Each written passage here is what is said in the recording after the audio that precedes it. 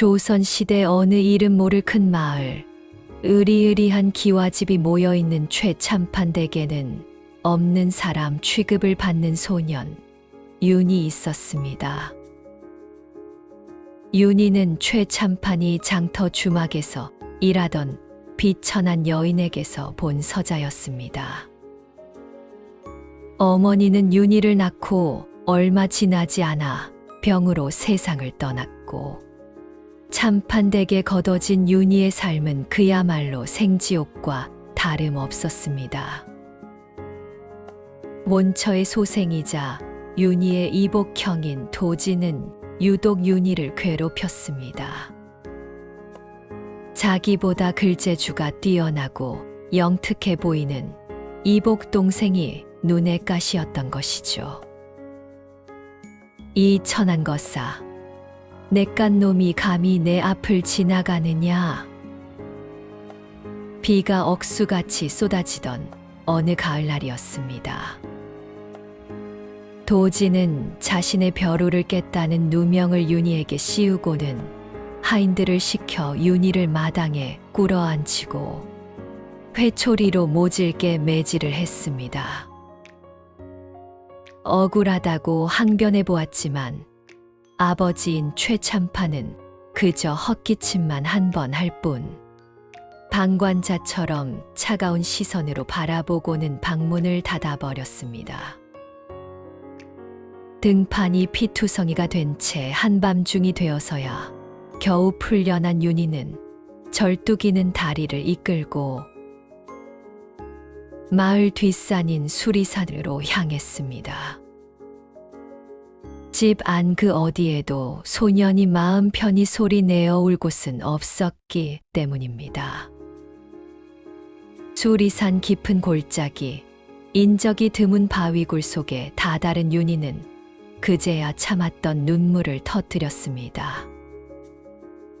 어머니, 차라리 절 데려가시지. 왜 저만 홀로 남겨두셨습니까?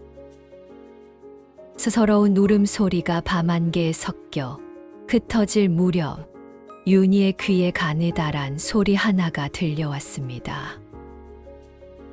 꺄앙, 꺄앙. 짐승의 앓는 소리였습니다. 소리를 따라 수풀을 헤치고 들어간 윤희는 끔찍한 광경과 마주했습니다. 거대한 어미 호랑이 한 마리가 사냥꾼이 쳐놓은 독 화살을 맞고 죽어 있었고, 그 싸늘하게 식어가는 어미의 품을 파고들며 젖을 찾고 있는 주먹만 한 새끼 호랑이가 있었습니다. 새끼 호랑이 역시 며칠을 굶었는지 뼈가 앙상했고 숨이 헐떡거렸습니다. 윤희는 덜컥 겁이 났지만 그 핏덩이 같은 호랑이 새끼의 눈동자에서 자신의 모습을 보았습니다. 어미를 잃고 세상에 홀로 내동댕이 쳐진 크고 무서운 세상 앞에서 덜덜 떨고 있는 가엾은 생명. 너도 나처럼 혼자가 되었구나. 윤희는 조심스레 다가가 피 묻은 어미 호랑이 품에서 새끼를 안아 올렸습니다. 놀랍게도 새끼 호랑이는 발톱을 세우지 않고 마치 살려달라는 듯 윤희의 거친 품 속으로 파고들었습니다. 윤희는 자신의 찢어진 저고리 소매를 뜯어 새끼 호랑이를 감쌌습니다. 그날 밤 두 고아는 차가운 바위굴 속에서 서로의 체온에 기대어 추위를 견뎠습니다. 그날 이후 윤희의 삶에는 단 하나의 비밀스러운 이유가 생겼습니다. 바로 산이라고 이름 붙여준 새끼 호랑이를 살리는 일이었습니다. 윤희는 매일 밤 집안 사람들이 잠든 틈을 타 부엌에 숨어들었습니다.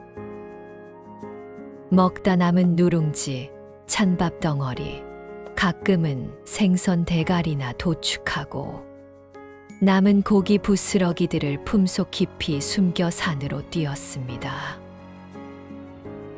음식을 훔치다 들켜 곳간에 갇혀 매를 맞는 날에도 윤희의 머릿속에는 굶고 있을 산이 생각뿐이었습니다.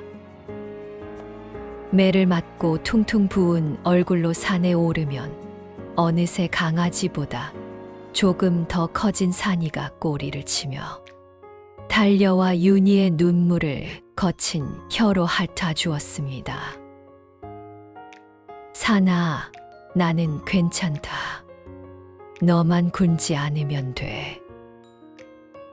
봄, 여름, 가을, 겨울이 몇 번이나 바뀌었습니다. 산이는 경이로운 속도로 자랐습니다. 몇 년이 지나자 산이는 더 이상 강아지 같은 새끼가 아니었습니다. 황금빛 털에 선명한 검은 줄무늬, 사람의 몸통보다 굵은 앞발을 가진 거대한 맹수, 수리산의 산군으로 성장했습니다. 하지만 산이는 윤희 앞에서는 여전히 그 시절의 새끼 호랑이였습니다. 윤희가 산에 오르면 집채만 한 호랑이가 고양이처럼 배를 보이며 뒹굴었고, 윤희는 산이의 푹신한 배를 베고 무어 하늘의 별을 보며 이야기했습니다. 산이는 윤희의 유일한 가족이자 형제이자 벗이었습니다.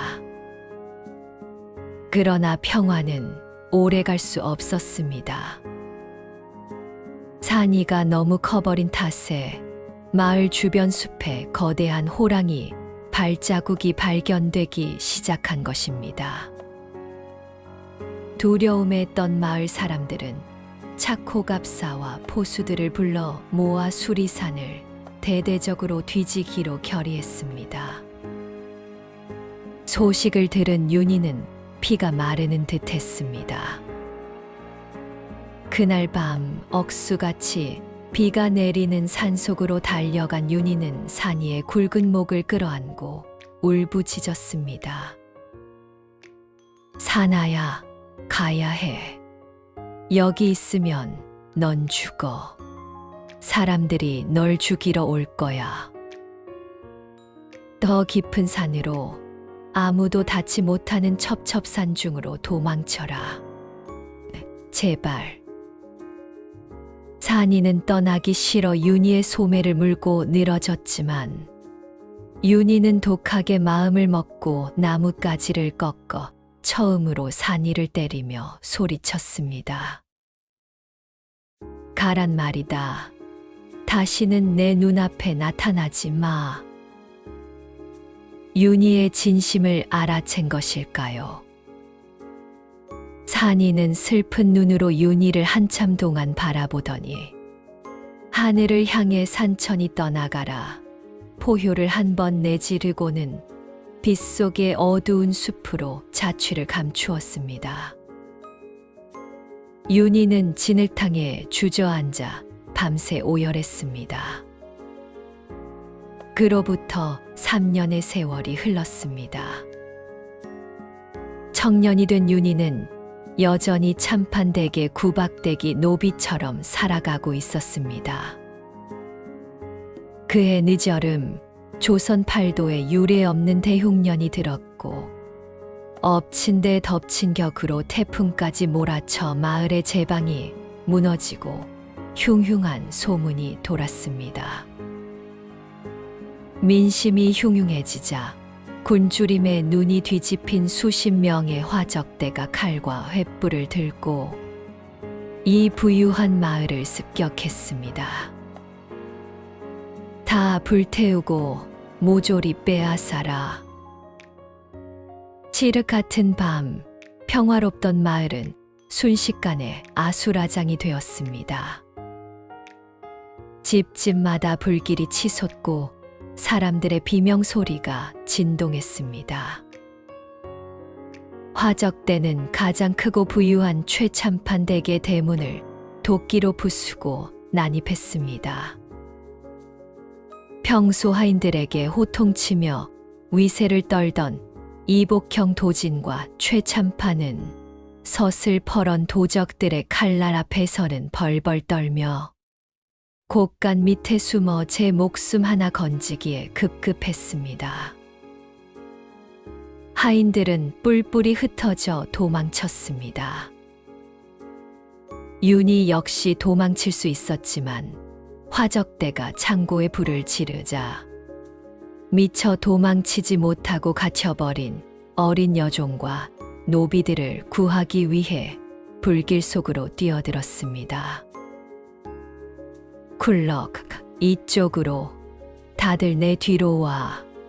사람들을 대피시키던 윤희의 앞을 얼굴에 흉터가 있는 화적대의 두목이 거대한 청룡도를 들고 막아섰습니다. 제법 깡다구가 있는 놈이로구나. 하지만 내 놈의 명줄은 여기까지다. 번쩍이는 칼날이 윤희의 머리 위로 떨어지려는 찰나였습니다. 윤희는 눈을 질끈 감았습니다. 결국 내 삶은 여기까지인가. 크앙! 그 순간 천둥이 치는 듯한 거대한 포효 소리가 불타는 마을을 집어삼킬 듯 울려 퍼졌습니다. 땅이 흔들리고 화적대가 든 횃불의 불꽃이 일제히 파르르 떨렸습니다. 두목의 칼질도 그 자리에서 멈췄습니다. 무너진 담장 너머에서 어둠과 불길을 뚫고 거대한 그림자가 나타났습니다. 일반 호랑이의 2배는 됨직한 크기, 눈빛은 마치 저승사자의 그것처럼 시퍼렇게 타오르는 거대한 호랑이. 바로 산이었습니다. 수리산 깊은 곳에 숨어 지내던 산이가 마을의 피 냄새와 불길, 그리고 바람에 섞여 날아온 윤희의 위기 냄새를 맡고 폭풍처럼 산을 내달려 온 것입니다. 산이는 단숨에 담장을 뛰어넘어 윤희에게 칼을 겨누던 도적 두목을 덮쳤습니다. 앞발 휘두름 한 번에 장정 서너 명이 추풍낙엽처럼 날아갔습니다. 도적들이 쏘아대는 화살은 산이의 두꺼운 가죽과 빠른 몸놀림에 전혀 소용이 없었습니다. 산이는 인간을 잡아먹으려는 것이 아니라 철저히 윤희를 보호하려는 듯 윤희의 주위를 맴돌며 다가오는 모든 위협을 쳐냈습니다. 귀신 호랑이다. 도망쳐. 그 압도적인 공포와 위용 앞에 살기등등하던 화적대는 혼비백산하여 무기를 버리고 산기슭으로 도망치기 바빴습니다. 마을의 불길이 어느 정도 잡히고 동이 터오를 무렵 살아남은 마을 사람들과 숨어있던 참판 일가족이 조심스레 마당으로 기어 나왔습니다. 그리고 그들은 믿을 수 없는 광경을 목격했습니다. 피와 재를 뒤집어 쓴 서자 윤희가 산만큼 거대한 호랑이의 목을 끌어안고 조용히 눈물을 흘리고 있었습니다. 그 잔혹한 맹수는 커다란 혀로 윤희의 뺨에 묻은 숯검정을 조심스레 핥아주고 있었습니다. 산아, 내가 어찌 위험하게 다시 내려온 것이냐. 산이는 대답 대신 윤희의 얼굴에 자신의 거대한 머리를 쿵하고 비비고는 사람들을 향해 경고하듯 낮게 으르렁거렸습니다. 이 아이를 건드리면 내가 용서치 않겠다는 무언의 선고였습니다. 그리고 산이는 윤희를 한 번 더 깊게 바라본 후 몸을 돌려 아침 안개가 깔리는 수리산 쪽으로 여유롭게 걸어갔습니다. 그날 이후 마을의 모든 것이 변했습니다. 호랑이의 가호를 받는 아이, 짐승도 은혜를 아는데 인간이 어찌 그를 핍박하겠습니까? 최참판과 이복형 도지는 호랑이의 보복이 두려워 더 이상 윤희를 건드리지 못했고, 마을 사람들은 윤희를 경외의 눈빛으로 바라보았습니다. 하지만 윤희는 그 큰 기와집에 미련을 두지 않았습니다. 자신을 올가매던 신분과 멸시, 그 모든 짐을 훌훌 털어버리기로 한 것입니다. 며칠 뒤 윤희는 보찜 하나만을 단출하게 싼 채 뒤도 돌아보지 않고 참판댁 문을 나섰습니다. 사람들은 그가 어디로 가는지 알지 못했습니다. 다만 안개 낀 수리산 기슭을 걷는 그의 등 뒤로 아주 거대한 호랑이 한 마리가 묵묵히 호위하듯 뒤따르고 있었다는 소문만이 전설처럼 남았습니다.